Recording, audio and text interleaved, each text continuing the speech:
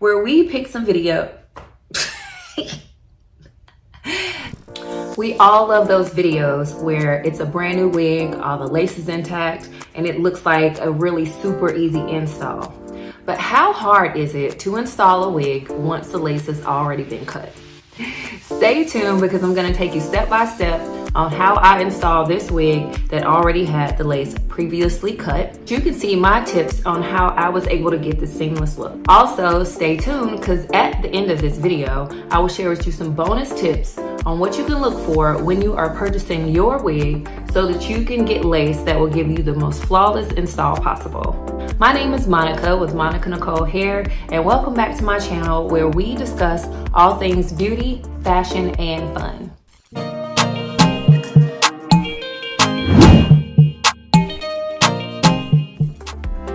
Okay, so in this video, you're gonna see that you don't have to have everything perfect in order to lay your wig down and make it look good. You can see here I have some old braids and I'm using some got2b glue and a blow dryer just to smooth down my edges so that everything lays down nice and flat. And then once I get that done, I'm gonna go in with my wild growth oil and just put some oil on my scalp in between my braids. Adding the oil is a great way to add some moisture to my scalp. Then I'm gonna go in with my stocking cap, pop it on real quick, and go ahead and cut my ears out. Doing that allows the stocking cap to lay more flat along my sideburns. And then I'm gonna go back with my got2b and start sticking the cap down to my hairline.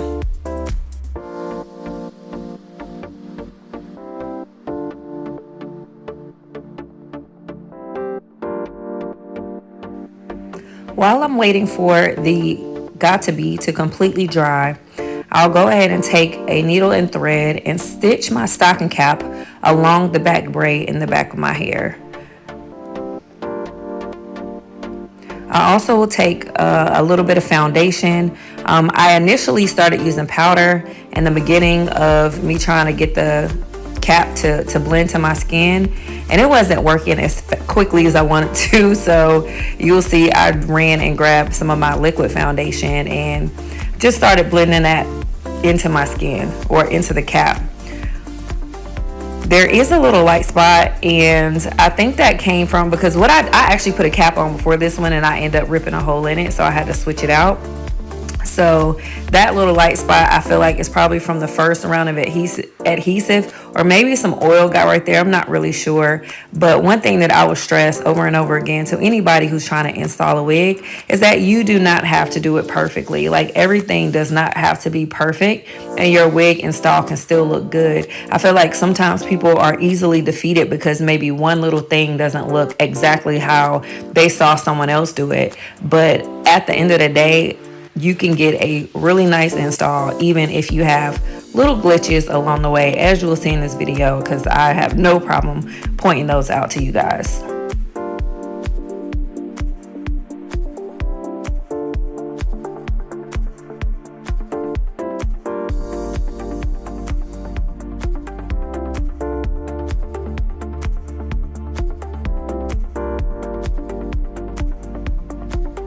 Just so y'all know, when I'm doing my makeup, my hair, any of this, I'll catch a vibe real quick. So excuse my vibe when I catch the vibe. So this is a wig that we're going to be installing. This is actually an old wig that I've had for a very long time. I honestly couldn't even tell you how long.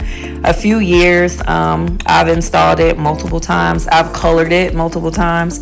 And so for this video, like I mentioned, a lot of times people will install new wigs and there's like this whole thing of getting the lace on, cutting it, but I wanted to install a wig that I've already worn so that you guys can see just the, nice little things that you can do, or the way that I install it so that I can just get the most use out of my wig. So once I get the wig on and get it where I laid, I'll go in with a white eyeliner pencil and I just make very, very light markings to where I want the adhesive to stop. That way I know I don't have it down too far. I just kind of lay the wig down. I have never been as Well, maybe, you know what? Maybe I get tongue tied all the time. But now that I've been making videos for YouTube, I swear I've never realized that I get tongue tied so much. Like, anyway, that be getting on my nerves. So I'll go in once I get all my little lines drawn, and I am going to be using the Boho Jelly.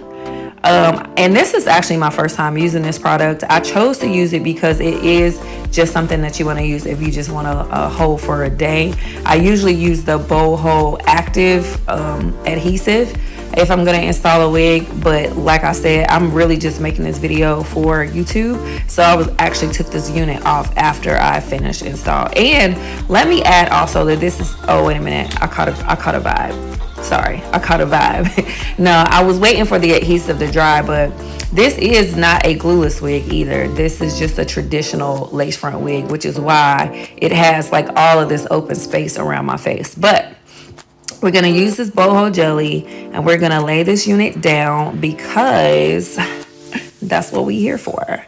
But the point was, if you are doing this with a glueless wig, it would be even easier because you actually wouldn't even need to put adhesive like on the forehead technically. As long as you took care of the ear tabs, you would be able to get this wig installed very, very easily.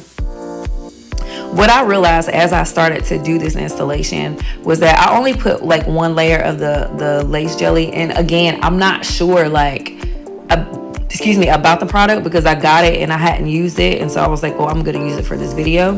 But what I realized is I probably should have put maybe 2 layers of it, but it was fine. I went back and I just started, after I did the initial layer, just doing little sections and kind of just blending those in like little sections at a time. And so it actually turned out very well. I was very pleased. At first though, I was like this really is not gonna hold because it didn't feel like it was getting firm or dry. But honestly, by the time I went across my entire hairline and put the lace jelly on, and then I put on the melt band, by the time I took it off, it was really stuck down really well.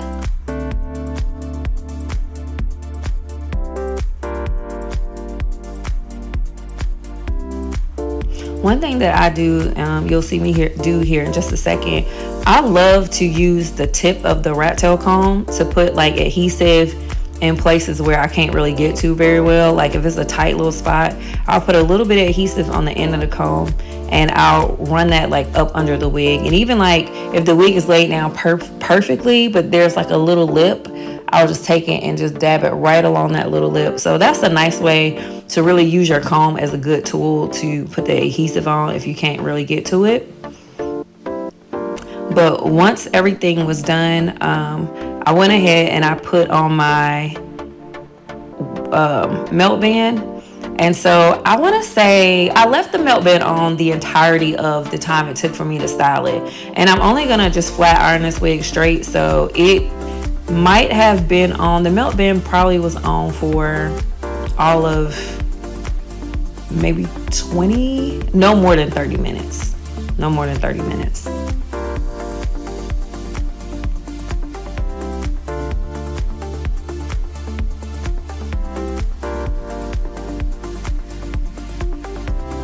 One of the great things about lace frontal wigs specifically is that, I mean, and you can do this with closures or frontals, but I just feel like you get a lot more playroom with your frontal.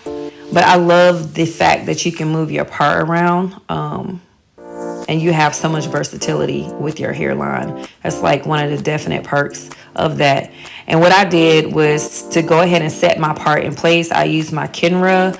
I think it's the number 14 working spray. I like it because it's not really heavy and I can move it around. I used 𝐒𝐚𝐯 and then used my hot comb to put it in place.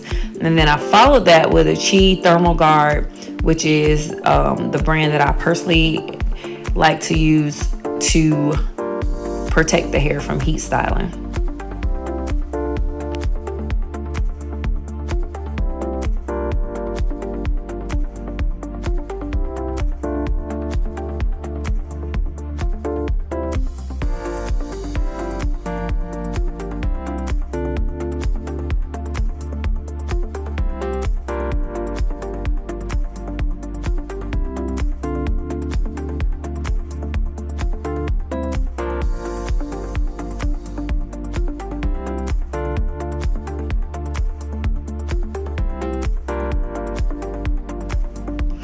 So as mentioned before, this was a unit that I previously worn, and it already had a few layers cut into the front around the face.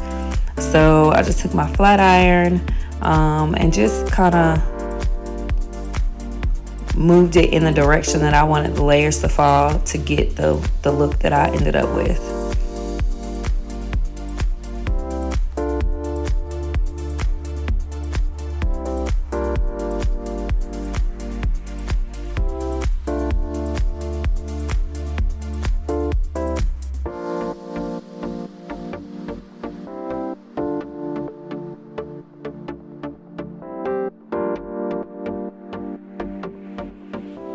Now that's one of those little areas where I talked about you can have little things that may not look flawless, but you can work around them and still have a good looking install when you're done. So I took my edge brush, because now the laces is laid down pretty well. So I took that edge brush and I went ahead and I started to cover up that area by my ear where I don't even remember what happened. If the cap was if the wig was shifted a little bit too far to one side and it let that little cap show, I don't remember. But either way, I took the edge brush to start breaking up some of the stiffness that you saw when I first took the melt band off.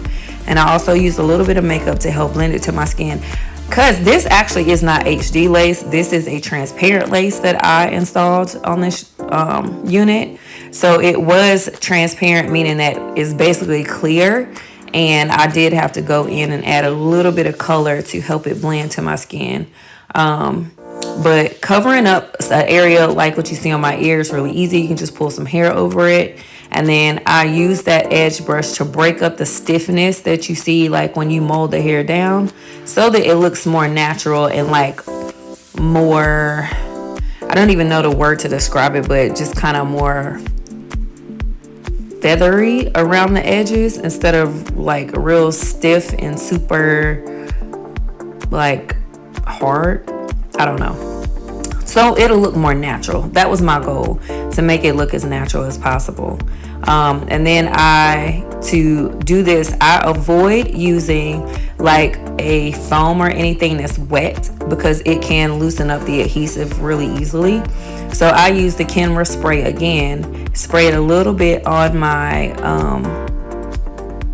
tip of my edge brush to really like define that section of my hair where you see me working right now. And then I also am gonna take it, and there's like a little lip of hair, and maybe I edited it out of the video, but there's a little lip of lace that was kind of sitting up, and again I just sprayed it on the tip of the edge brush and just ran it under there and put a little heat to it, and I was able to fix that pretty easily.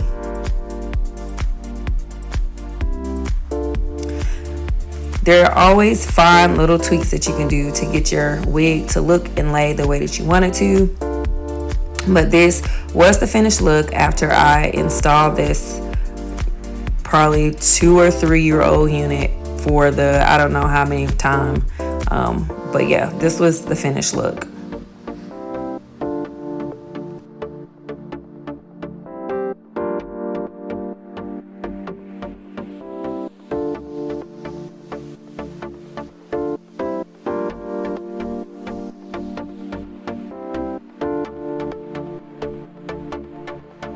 After I got done, I actually couldn't decide if I liked that middle part so much. I mean, that side part so much. So then I did go in and switch it to a middle part. So this is just a little clip of how I did that. The key to getting a really good part when you're changing up your unit is to use a hot comb. And so I just help smooth it down by using my hot comb, and you can see that I was able to transition this style this look to a completely different style in just a matter of minutes.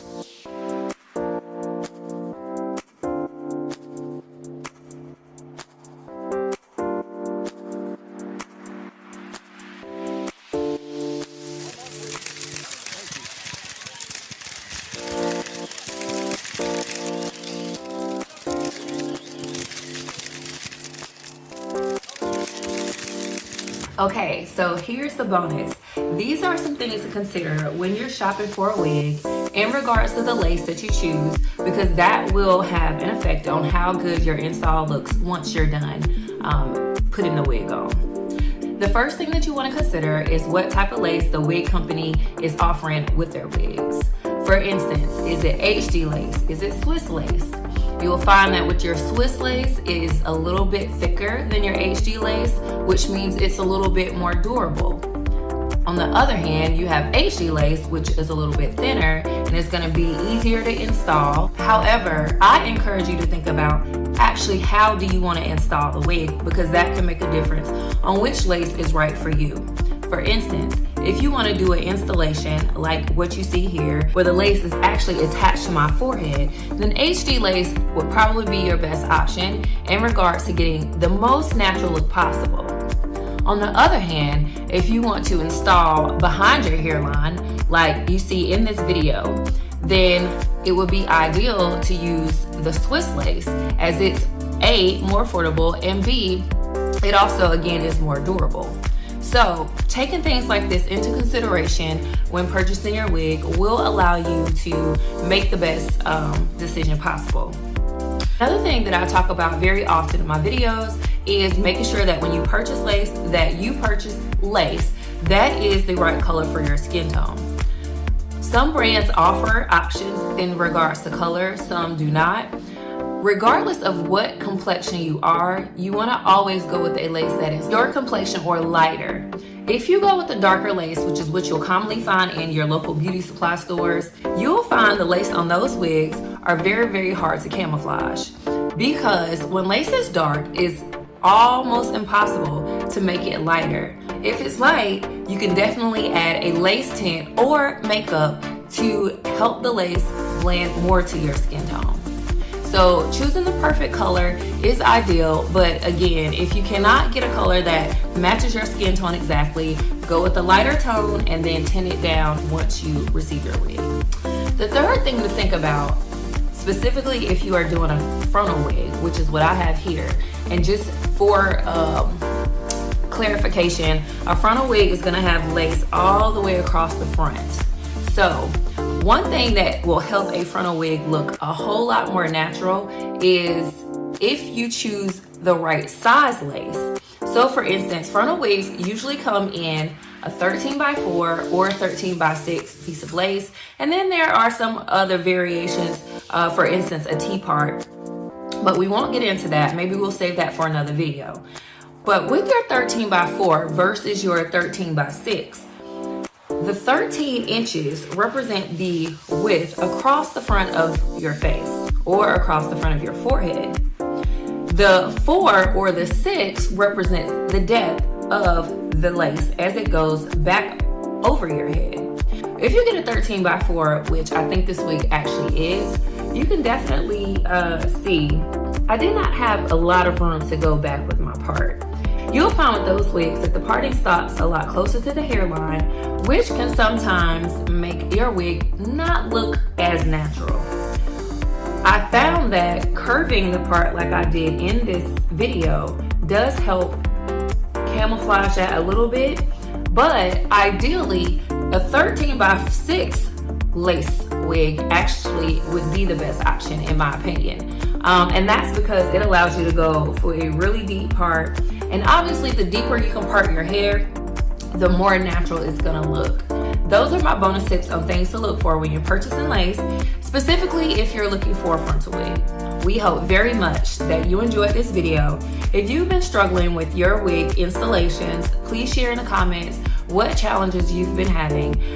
We definitely check those comments and look for those as inspiration for more content that we can create. So please take the time to leave your thoughts in the comments or any of the challenges that you've been dealing with, because we would love to make more content about that.